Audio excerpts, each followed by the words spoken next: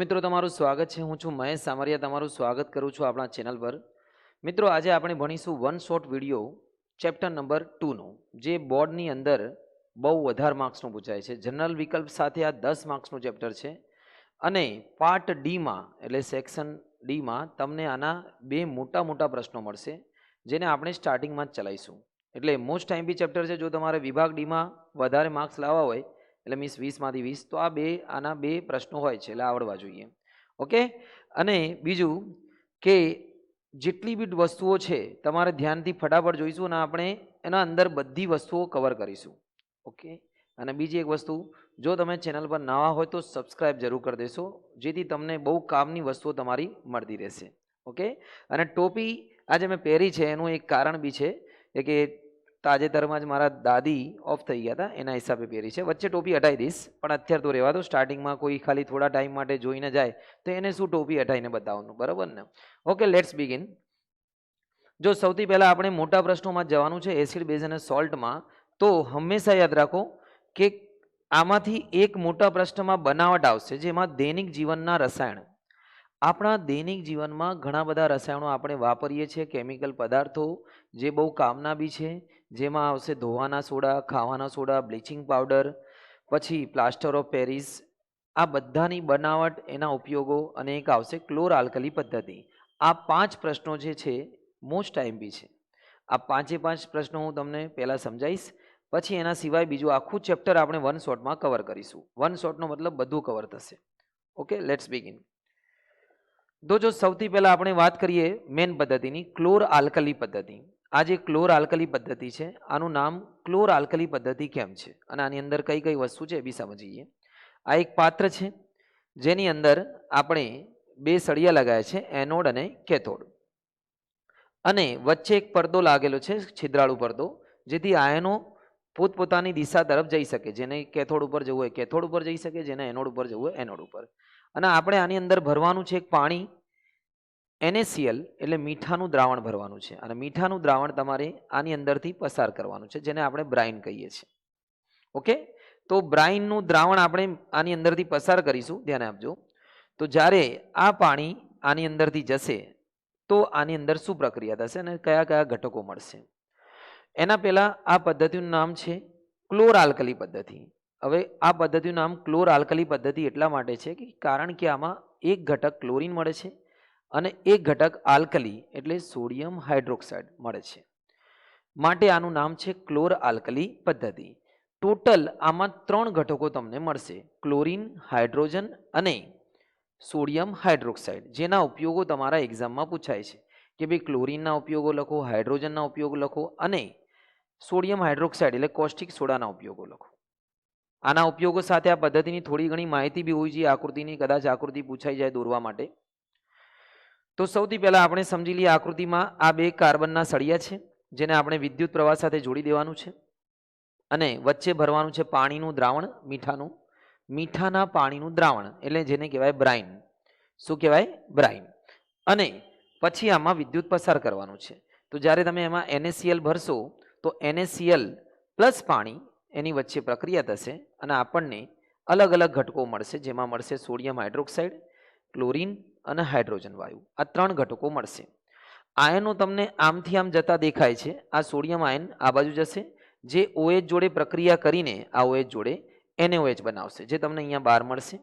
અને chlorine ion આ બાજુ એનોડ ઉપર જશે અને જે ક્લોરીન વાયુ અહીંયાથી બહાર નીકળશે. હાઇડ્રોજન વાયુ અહીંયા H+ આયન આવશે, જે ઋણ ધ્રુવ પરથી બહાર નીકળશે. હંમેશા એટલું યાદ રાખો કે જે ધન આયનો હોય એ હંમેશા ઋણ ધ્રુવ પર અને ઋણ આયનો ધન ધ્રુવ પર જાય છે. ધન આયનો ઋણ ધ્રુવ પર એટલે કેથોડ ઉપર જશે અને ઋણ આયનો એનોડ ઉપર જશે. તો જો અહીંયા ઋણ આયનો એનોડ ઉપર આવ્યા, એનોડ એટલે પ્લસ. ઓકે, ચલો હવે આના ઉપયોગો જોઈશું. સૌથી પહેલાં હાઇડ્રોજનની વાત કરીએ. હાઇડ્રોજન બહુ જ કામની વસ્તુ છે, જે ભવિષ્યમાં તો બળતણ તરીકે બહુ વધારે વપરાવાનું છે. અત્યારે હાલમાં હાઇડ્રોજનનો ઉપયોગ બળતણ તરીકે થાય છે, રોકેટ એન્જિનમાં થાય છે, વનસ્પતિ તેલમાંથી વનસ્પતિ ઘી બનાવવા માટે થાય છે. એના સિવાય એમોનિયાની બનાવટમાં, ખાતરમાં થાય છે. જો બળતણ તરીકે મેં કીધું ને, રોકેટ બળતણમાં, વનસ્પતિ તેલમાંથી વનસ્પતિ ઘી બનાવવા માટે ને ખાતરમાં એમોનિયામાં. એના સિવાય એક ઉપયોગ તમને કહી દઉં કે હાઇડ્રોજન વાયુ ફુગ્ગાઓમાં ભરવા માટે, જે પેલા હવામાં ઉડવાવાળા ફુગ્ગા હોય છે ને મોટા મોટા, એમાં 15% વપરાય છે. તો હાઇડ્રોજન બહુ કામની વસ્તુ છે. અને યાદ રાખજો, હાઇડ્રોજનનું કેલરી મૂલ્ય બી બહુ વધારે છે. સૌથી વધારે કેલરી મૂલ્ય હાઇડ્રોજનનું છે, 150 કિલોજૂલ પ્રતિ ગ્રામ. વિચાર કરો, આની આસપાસ બી કોઈ બળતણ આવતું નથી. આગળ વાત કરીએ ક્લોરીન. ક્લોરીનનું નામ આવે એટલે તમારે સમજી જવાનું કે આ બહુ સારો ઘટક છે સફાઈ કરતા તરીકે.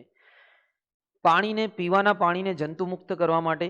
પછી બીજું આપણે લઈ લઈએ, આપણે સ્વિમિંગ પુલમાં જંતુમુક્ત કરવા માટે પાણીને. સ્વિમિંગ પુલમાં જાઓ તમે તો હંમેશા સ્વિમિંગ તરતા હોય એટલે ક્લોરીન પાણી જ્યારે મોઢામાં જાય છે તે ક્લોરીનવાળું જ હોય છે. ઓકે, એટલે હંમેશા એનું સાફ થતું રહે છે. એના સિવાય પીવીસી અને સીએફસી. પીવીસી એટલે તમારા ઘરોમાં જે પાઇપો હોય છે, પોલીવિનાઇલ ક્લોરાઇડ, એની પાઇપ, સીએફસી ક્લોરોફ્લોરોકાર્બન જે ફ્રીજમાં વપરાય છે ઠંડક તરીકે, આ બધામાં ક્લોરીન વાયુ છે. આમ તો HCl બનાવવા માટે બી વાપરી શકાય, HCl જે આમાં આપ્યું નથી, અને કીટનાશકમાં.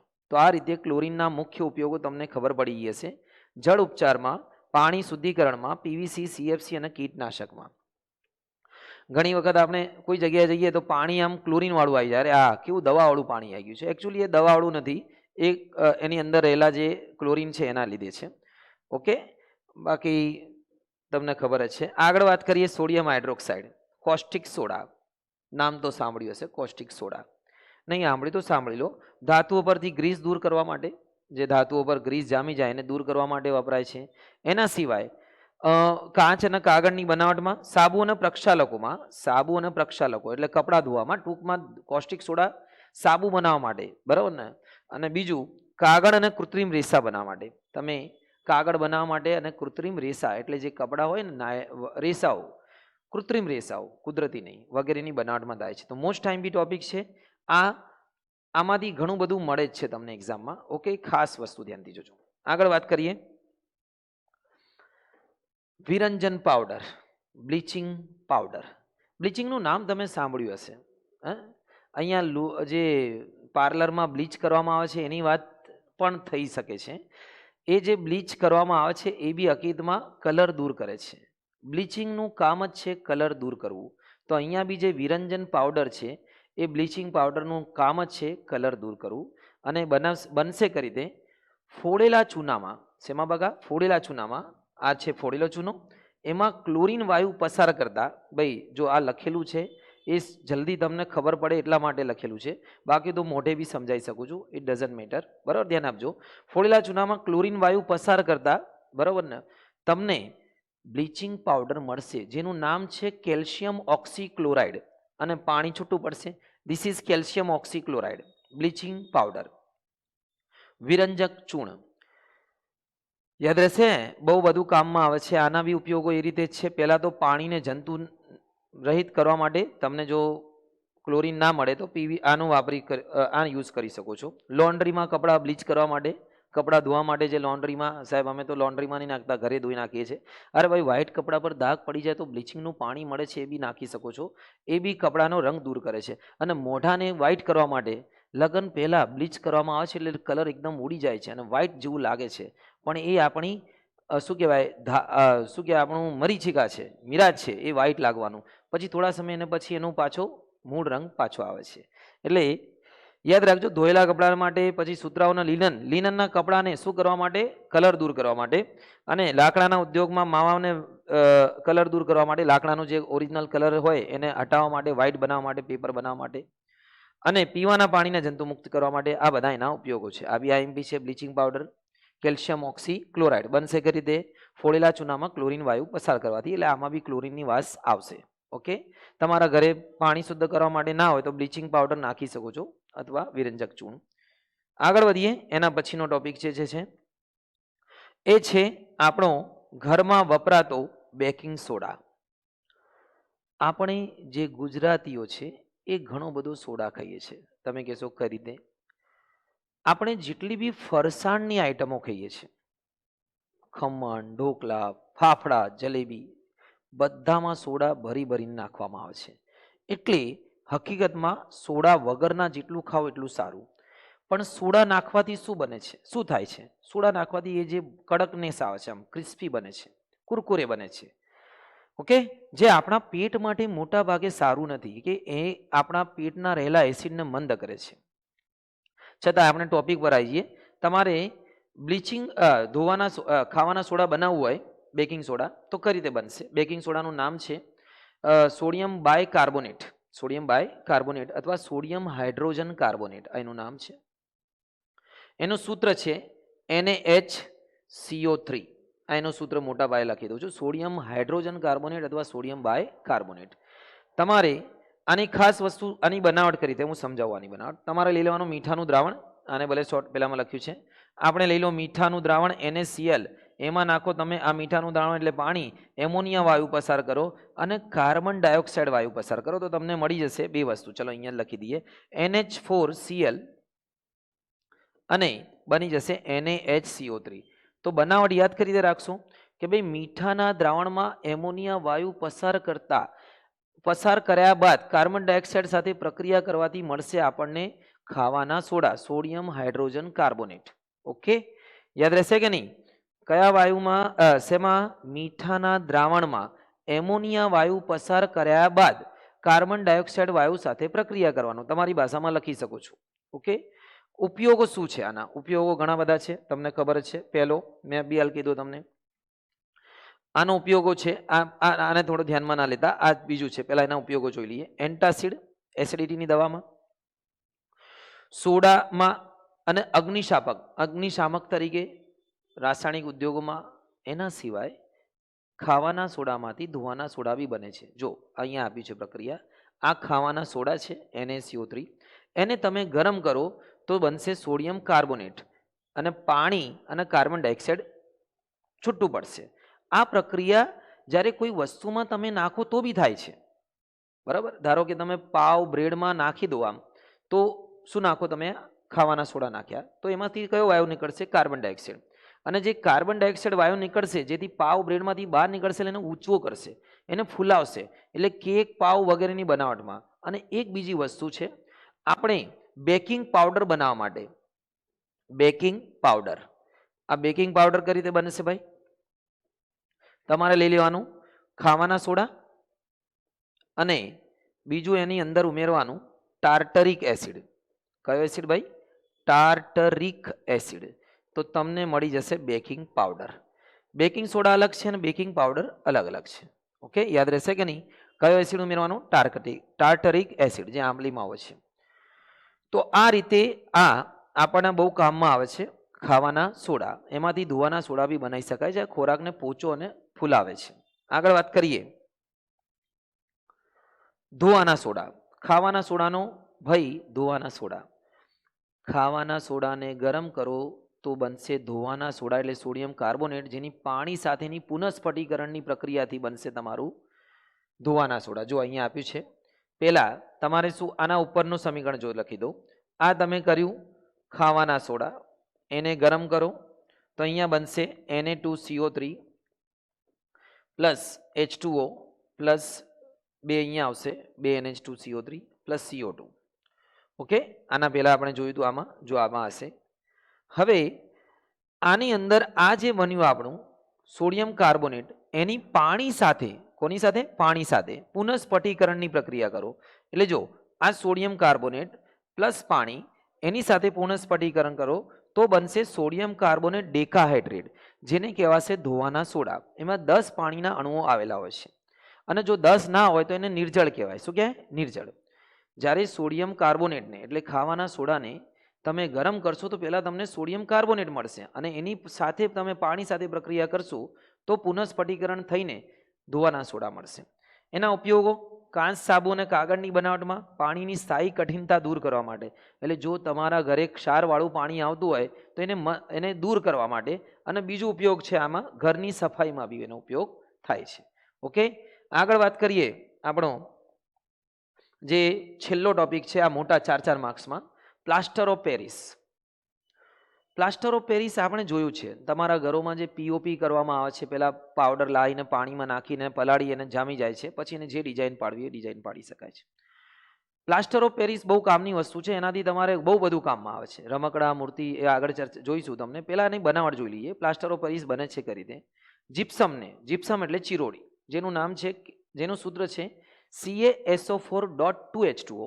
જીપ્સમને તમારે 373 કેલ્વિન તાપમાને સાવચેતીપૂર્વક ગરમ કરો તમે, એકદમ સાવચેતીપૂર્વક, બહુ વધારે બી નહીં અને બહુ વધારે તો ઠીક છે, હા વધારે ગરમ કરશો તો પાણી બધું ઉડી જશે, એટલે સાવચેતીપૂર્વક ગરમ કરો 373 કેલ્વિન, બરાબર ને? બોલો 373 કેલ્વિન એટલે કેટલા સેલ્સિયસ?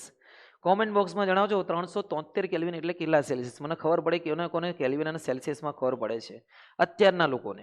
ઓકે, ચલો તો કેલ્શિયમ સલ્ફેટ ડાયહાઇડ્રેટ એટલે જીપ્સમને તમે 373 કેલ્વિન તાપમાને ગરમ કરશો તો પાણીના 1.5 અણુ ઉડી જશે અને બનશે કેલ્શિયમ સલ્ફેટ હેમીહાઇડ્રેટ. હેમીહાઇડ્રેટ એટલે પાણીનો અડધો અણુ. કેલ્શિયમ સલ્ફેટ CaSO4 હેમીહાઇડ્રેટ, આ છે આપણો પ્લાસ્ટર ઓફ પેરિસ, જેની અંદર એક ખાસ ગુણધર્મ આવશે. જ્યારે પ્લાસ્ટર ઓફ પેરિસ બનશે તમે એમાં પાણી નાખશો તો એને જમાવશો તો જેવો આકારમાં જમાવશો એવો આકારમાં જમી જશે. એટલે ટૂંકમાં તમારે એને જે વસ્તુમાં નાખશો એવો આકાર બની જશે. એટલા માટે એનો ઉપયોગ જો રમકડા, મૂર્તિ અને પૂતળાની બનાવટમાં, આપણે ગણેશ ભગવાનની મૂર્તિઓ આવે છે, બીજી ઘણા બધા મૂર્તિઓ આવે છે, જે બી એને લોકો શું કરે એક સાથે એમાં ભર દે, આમાં સંચા જેવામાં એનો આકારમાં, અને સુકાઈ દે અને પછી કલર કરે, એટલે એ રીતે મૂર્તિ તૈયાર થઈ જાય. પછી દાંતના ચોકટાના બીબાની બનાવટમાં, અરે તૂટેલા હાડકાના પ્લાસ્ટર કરવા માટે, કોઈના હાડકા કોઈએ તોડી નાખ્યા હોય તેને પ્લાસ્ટર કરવા માટે. પછી બીજો ઉપયોગ, હા, પ્રયોગશાળાના સાધનોને હવાચુસ્ત કરવા માટે તમે આમાં ઉપયોગ જોઈ શકો છો. ભાંગેલા હાડકામાં આવી ગયો, રમકડાની બનાવટમાં, સજાવટમાં એટલે પીઓપીમાં, સપાટીને લીસી બનાવવા માટે, પ્રયોગશાળાને હવા ચુસ્ત કરવા માટે. અને અહીંયા બતાવ્યું છે શું કે પ્લાસ્ટર ઓફ પેરિસને પાણી સાથે ગરમ કરશો, પાણી નાખશો તો કઠણ બનશે, એને પાછું ગરમ કરશો તો જીપ્સમ બનશે. ટૂંક બાર માટે સૌથી પહેલાં તો પ્રબળ એસિડ શું છે કે જે એસિડમાં વધારે H+ આયનો એને પ્રબળ એસિડ કહે છે. જે વધારે એસિડ આપે છે પ્રબળ, જેમાં HCl, H2SO4, HNO3. નિર્બળ એસિડ, જે એસિડમાં પાણી ઓછી માત્રામાં હોય એટલે H+ આયન ઓછી માત્રામાં નિર્બળ એસિડ કહે છે. એના ઉદાહરણ છે એસિડિક એસિડ, સાઇટ્રિક એસિડ. આપણે હંમેશા નિર્બળ એસિડ ખાઈએ છીએ, બરાબર ને? પ્રબળ એસિડ નહીં ખાતા, આ બધા નુકસાન કરતા છે, આપણે ખાઈ ના શકીએ આને. નિર્બળ એસિડ, એસિડિક એસિડ, બરાબર ને? જે આપણે ખોરાકમાં ખટાશ લેવા, માકા ચૂરણ તો તમે ખાધું જ હશે, મંચુરિયન, બરાબર ને? એમાં વિનેગાર જ નાખે છે. વિનેગાર કોનો છોકરો છે? એસિડિક એસિડનો છોકરો છે ભાઈ. તો એસિડિક એસિડમાંથી જ વિનેગાર બને છે. 5 થી 6%, 5 થી 8% દ્રાવણવાળા એસિડિક એસિડને વિનેગાર કહે છે, પાણીવાળા. ચલો, પ્રબળ એસિડ, પ્રબળ બેઝમાં બી એવું છે કે જેમાં વધારે OH- હોય એને પ્રબળ બેઝ કહે છે. અને એના પછી નિર્બળ બેઝમાં, એના ઉદાહરણ યાદ રાખજો, પ્રબળ બેઝમાં NOH, KOH, પાછળ OH. અને નિર્બળ બેઝનું એક જ ઉદાહરણ છે એમોનિયમ હાઇડ્રોક્સાઇડ. એમોનિયમ હાઇડ્રોક્સાઇડ 1 માર્ક્સનો પ્રશ્ન છે. નિર્બળ બેઝનું ઉદાહરણ શું છે? Ammonium hydroxide. ઓ મમ્મી. ચલો આગળ વધીએ. જો કોઈ બી પ્રક્રિયામાં એસિડ છે કે બેઝ છે જાણવા માટે સૂચક વપરાય છે. આપણે 3 પ્રકારના સૂચક છે. એક કુદરતી સૂચક છે, એક કૃત્રિમ સૂચક છે અને ઘ્રાણેન્દ્રિય સૂચક છે. કુદરતી સૂચક એટલે એવા સૂચકો જે કુદરતી રીતે મળી આવે છે ને એનાથી ખબર પડી જાય. ધારો કે લિટમસ છે, હળદર છે, આમાં આપ્યું છે જો લિટમસ છે, હળદર છે, આ બધા કુદરતી સૂચક છે જેમાં કલર એમનું ચેન્જ થશે. લિટમસ ભૂરા લિટમસને લાલ બનાવશે એસિડમાં, અને બેઝમાં લાલ લિટમસને ભૂરું બનાવશે. જ્યારે હળદરનો રંગ એસિડની સાથે, બેઝ સાથે બદલાઈ જશે લાલ રંગનો, બરાબર ને? કથ્થઈ રંગનું. એ જ રીતે કૃત્રિમ સૂચક છે જેમાં મોસ્ટ જે છે બે યુઝફુલ વધારે છે, મિથાઇલ ઓરેન્જ અને ફિનોપ્થિલિન. મિથાઇલ ઓરેન્જ એસિડમાં તમારે બની જશે લાલ. મિથાઇલ ઓરેન્જ એસિડમાં શું બનશે ભાઈ? લાલ. બોલો કલર. કયો કલર? લાલ એસિડમાં. અને બેઝમાં બની જશે તમારો આ પીળો. જ્યારે ફિનોપ્થિલિન એસિડમાં કોઈ પ્રક્રિયા નહીં આપશે, બેઝમાં લાલ બની જશે. ઓકે, આ ધ્યાન રાખજો. આગળ વાત કરીએ ઘ્રાણેન્દ્રિય સૂચક. જો આમાં આપ્યું છે જે ઘ્રાણેન્દ્રિય, નાકનું સીન દેખાય તમને? નાક, જેમાં વાસ આવે છે અને એની વાસ બદલાઈ જાય. એસિડ અને બેઝની હાજરીમાં જેની વાસ બદલાઈ જાય એમાં છે એક તો છે આપણો ડુંગળી છે, વેનીલાનો અર્ક છે અને લવિંગનું તેલ છે. આ 3 ઘ્રાણેન્દ્રિય સૂચકો છે જે એસિડ અને બેઝની હાજરીમાં જેમની વાસ શું થઈ જાય છે? બદલાઈ જાય છે. ઓકે, તો આ થઈ ગયા છે 3 સૂચકો, બહુ કામના છે, યાદ રાખજો. આગળ વાત કરીએ. આગળ છે વિદ્યુતનું વહન. વિદ્યુતનું વહનનું રહસ્ય, બરાબર ને? આ વિદ્યુતનું વહનનું રહસ્ય શું છે એ બી જોઈ લઈએ આપણે. તો એના પહેલા આપણે સમજી લઈએ કે ભાઈ આપણે જે બી વિદ્યુતના વહનવાળા પદાર્થ છે અને કયા કયા છે એ બી સમજી લઈએ. આપણી પાસે ધારો કે પાણીનું દ્રાવણ છે. પાણી એક વિદ્યુતનો વાહક છે, પરંતુ જો અતિ શુદ્ધ પાણી હોય, ડિસ્ટિલ વોટર, જે તમને મળી જશે મેડિકલ પરથી, ડિસ્ટિલ વોટર તમે ઘરે બી બનાવી શકો છો. પાણીને જ્યારે ગરમ કરો તો એની વરાળ બનશે, વરાળને ભેગી કરો તો એ બની જશે તમારો ડિસ્ટિલ વોટર. એમાં વિદ્યુતમાં વહન થશે નહીં. એટલે કે વિદ્યુતનું વહન કરવા માટે આયનો જોઈએ. અને જે નળના પાણીમાં હોય છે, જો તમે જોઈ લો, આ સાદું પાણી છે, વરસાદી પાણી, બરાબર ને, બરસાત કે મોસમ में H+ आयन ले आया, बराबर ने, विद्युत भी लाइट चालू हो गई, बराबर ने. પણ ડિસ્ટિલ વોટરમાં લાઇટ ચાલુ થશે નહીં. મતલબ ડિસ્ટિલ વોટર એટલે નિશ્ચંદિત પાણીમાં અને આલ્કોહોલમાં બી, બરાબર ને, વિદ્યુતનું વહન નહીં થશે. આલ્કોહોલમાં બી H+ આયન હોતા નથી, નિશ્ચંદિત પાણીમાં બી H+ આયન હોતા નથી. અને જો તમે ગ્લુકોઝનું દ્રાવણ બનાવો, ગ્લુકોઝ ઓગાળીને પણ એનું દ્રાવણ બનાવો તો બી એમાં H+ આયન હોતા નથી અને વિદ્યુતનું વહન થતું નથી. વિદ્યુતના વહન થવા માટે H+ આયનોને જરૂરી છે. તો આમાં જો વરસાદી પાણી વિદ્યુતનું વહન કરે છે, કેમ કે એમાં H+, OH- આ બધા આયનો છે જે વિદ્યુતનું શું કરે છે? વહન કરે છે. વિદ્યુતનું વહન કરવા માટે કાં તો આયનો આવવા જોઈએ, કાં તો ઇલેક્ટ્રોન હોવા જોઈએ. કોઈ તો હોવું જોઈએ ને જે વિદ્યુતને બીજી જગ્યાએ લઈને જાય, બરાબર ને, સમજી ગયા? ચલો આગળ વાત કરીએ. તો વિદ્યુતના વહન માટે કયા આયન જરૂરી છે? બકા H+ આયન જરૂરી છે. કયા આયન જરૂરી છે? H+ ion. આગળ વાત કરીએ. જો એસિડ અને બેઝ, आग पानी और भाईजी से पंगा नहीं लेने का. आग डुबाती है, पानी नहीं. आग जलाती है, पानी डूबाता और भाजी तड़पा तड़पा के मारता. એ રીતે એસિડ અને બેઝ બંને જ્યારે ભેગા થાય તો ગરમી ઉત્પન્ન થાય છે. આ ઉષ્માક્ષેપક પ્રક્રિયા છે. એસિડ અને બેઝ વચ્ચે પ્રક્રિયા થઈને પાણી અને ક્ષાર બને છે. આ પ્રક્રિયાને કહેવાય તટસ્થીકરણ. ઇંગ્લિશમાં કહેવાય ન્યુટ્રલાઇઝેશન. ઓકે, તો યાદ રાખજો, acid plus base, salt plus water, sodium hydroxide અને HCl વચ્ચે પ્રક્રિયા થશે તો સોડિયમ આવી જશે Cl જોડે, અને એના પછી અહીંયા પ્રક્રિયા થશે, પાણી બનશે.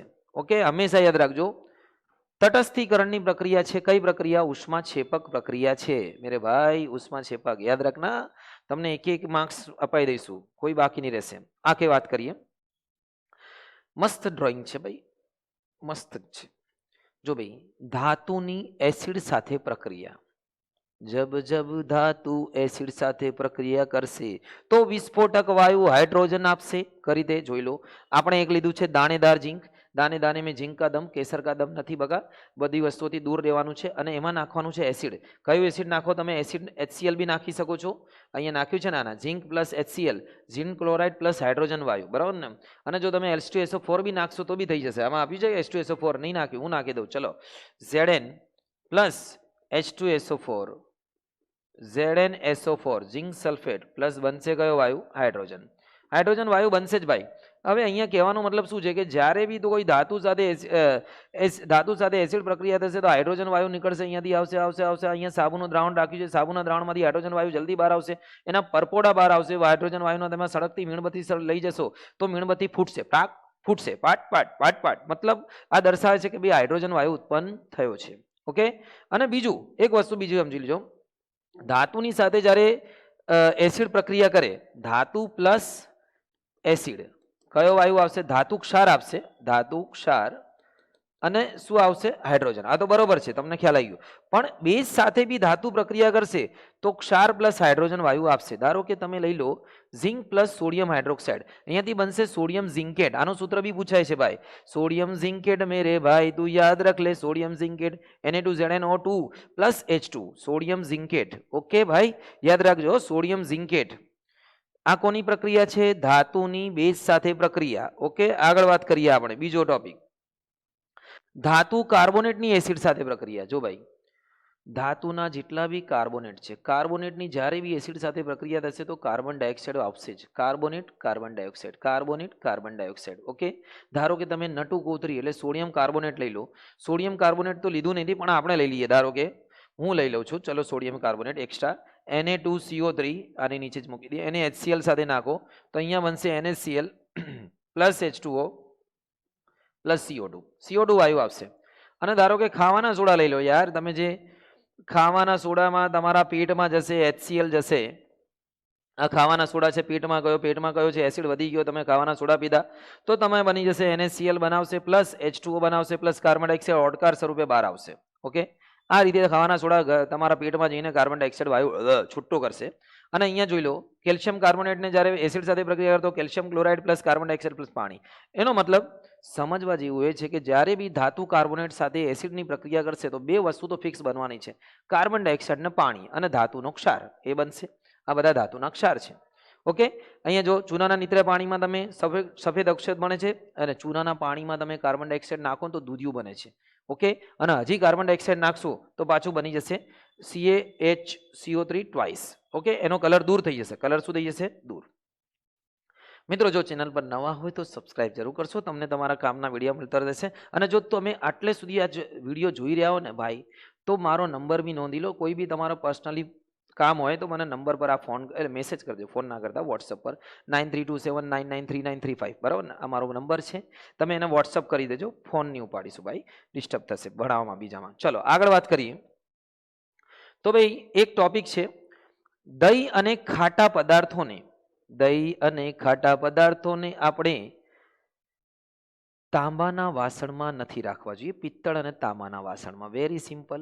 દહીં છે એસિડ, બરાબર ને, ખાટા પદાર્થોમાં છે એસિડ, અને પિત્તળ અને તાંબાના વાસણો છે ધાતુ, બરાબર ને. તો જ્યારે ધાતુ સાથે એસિડ પ્રક્રિયા કરશે તો ધાતુનો ક્ષાર બનાવશે. એનો મતલબ કે જ્યારે દહીંને અને ખાટા પદાર્થો ભેગા થશે, જેવા પદાર્થો ધાતુ સાથે કોઈ તાંબા વાસણમાં, તો એમાંથી ક્ષાર બનશે ને હાઇડ્રોજન વાયુ, એટલે ઝેરી પદાર્થો બનશે જે સ્વાસ્થ્ય માટે નુકસાનકારક છે. પણ સ્ટીલમાં આવું નહીં થતું.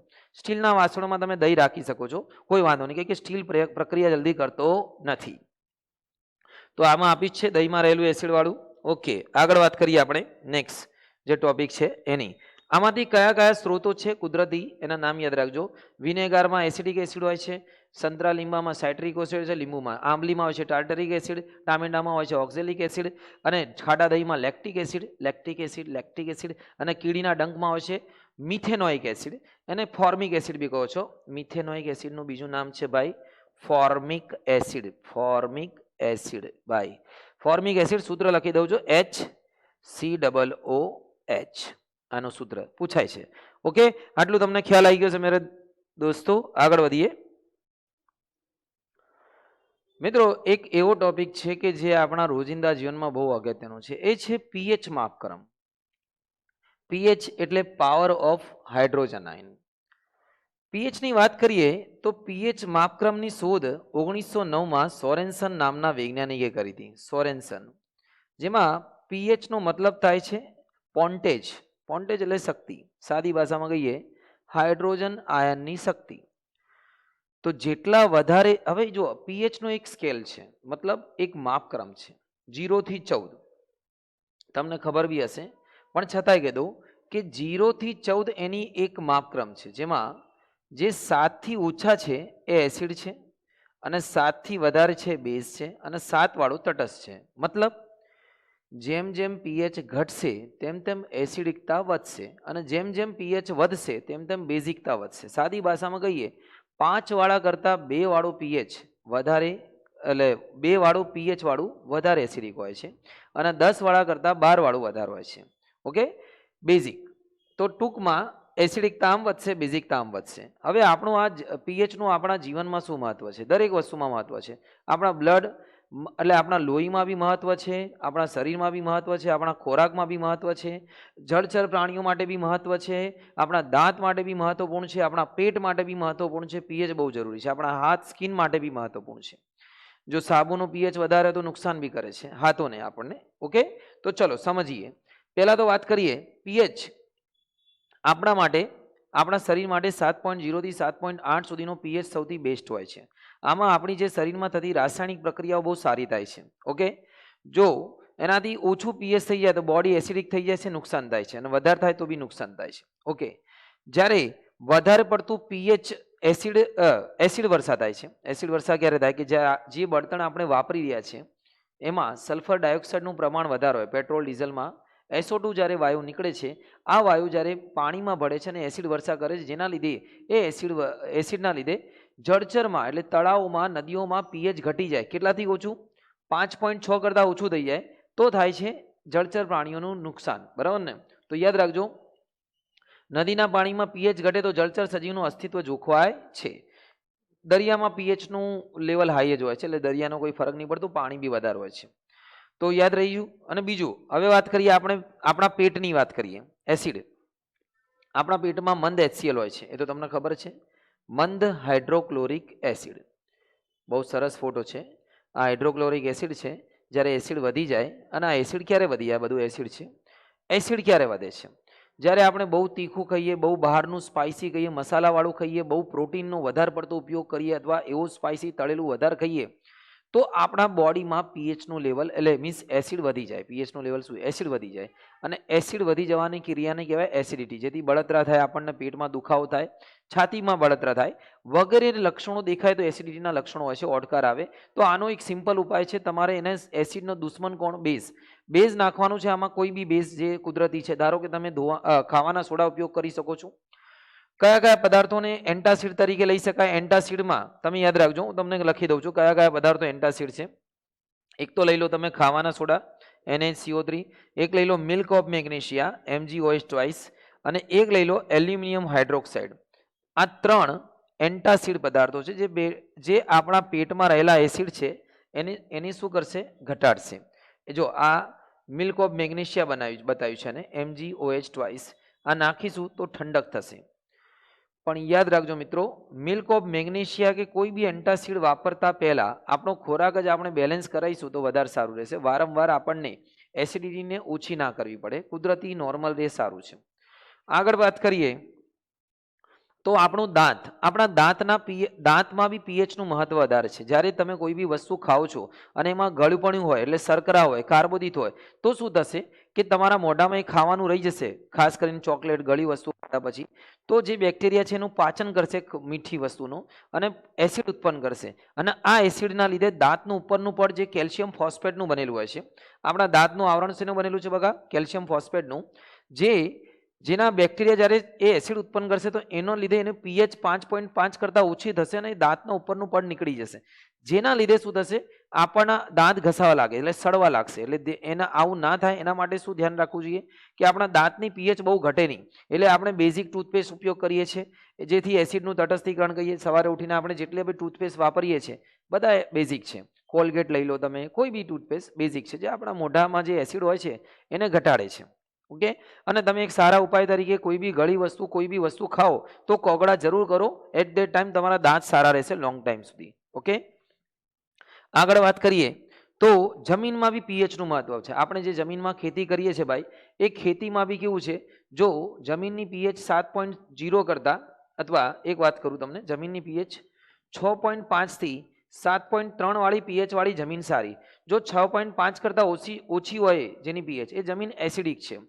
તો એસિડિક જમીન હોય, તમે કેવી રીતે ખબર પડશે આ જમીન એસિડિક છે? એને ટેસ્ટ કરાવવો પડશે. એસિડિક જમીન માટે તમારે એમાં કેલ્શિયમ ઓક્સાઇડ એટલે કળી ચૂનો નાખી શકો છો, અથવા ચૂનાનો પથ્થર નાખી શકો છો. અને જો તમારી જમીન 7.3 કરતાં વધારે હોય તો એ બેઝિક જમીન છે, જેમાં તમે કેલ્શિયમ સલ્ફેટ 2H2O મતલબ જીપ્સમનો ઉપયોગ કરી શકો છો, ચિરોડીનો. ઓકે. આ રીતે જમીનમાં બી પીએચનું મહત્વ છે. જમીન 6.5 થી 7.3 વાળી જમીન સારી હોય છે. ઓકે. આટલું યાદ રાખજો. આ બધી વસ્તુઓ તમે એસિડિક જમીનમાં ઉમેરી શકો છો. એસિડિક જમીનમાં કળી ચૂનો ઉમેરી શકો છો, ફોડેલો ચૂનો ઉમેરી શકો, ચોક ઉમેરી શકો છો. આગળ વાત કરીએ દૂધવાળાની વાત કરીએ. દૂધ, બરાબર ને? દૂધ છે, સોરી, દૂધની વાત કરીએ તો દૂધવાળા શું કરે છે કે જ્યારે દૂધ જલ્દી ખાટું ના થાય એના માટે એમાં થોડું ખાવાના સોડા નાખી દે છે. ખાવાના સોડા નાખવાથી એમાં બેઝિકતા થોડી વધી જાય છે, અને એમાં રહેલો એસિડિક જલ્દી બેઝ એટલે મીન્સ એસિડ જલ્દી ઉત્પન્ન થતું નથી, થોડી વાર લાગે, એટલે દૂધ જલ્દી બગડતું નથી. આવો દૂધ જ્યારે તમે ઘરે એનું દહીં બનાવશો તો જલ્દી બનશે નહીં. મતલબ દૂધવાળાએ એમાં શું નાખેલું છે? બેઝ નાખેલું છે, ખાવાના સોડા, બરાબર? સોડા નાખેલું છે. તો જો આમાં જોઈ લો, તાજા દૂધમાં થોડુંક માત્રામાં બેકિંગ સોડા નાખવામાં આવે છે, જેથી દૂધની પીએચ 6 થી વધીને થોડી બેઝિક બને છે, અને જેથી જલ્દી દૂધ ખાટું થતું અટકાવે છે, બરાબર? અને દહીં એનું જલ્દી બનતું નથી. પણ નેચરલી તાજું દૂધ ખાવું જોઈએ આપણે. અને આની સાથે આ ચેપ્ટરના લગભગ બધા ક્વેશ્ચનો કવર કરી લીધા છે મેં. અને તમને કોઈ બી બીજો કોઈ પ્રશ્ન હોય તો મને જરૂર જણાવજો. અને જો એક વસ્તુ તમને વારંવાર કહું છું, ચેનલ પર નવા હોય તો સબસ્ક્રાઇબ જરૂર કરશો. બહુ મહેનત થાય છે, બહુ આની પાછળ તૈયારી થાય છે, અને પછી આ એક એક્ઝિક્યુટ થાય છે. એટલે લાઇક અને શેર જરૂર કરશો. તમને બહુ કામના વિડીયો મળતા રહેશે. તૈયારી કરો, આગળ વધો. શુભમ.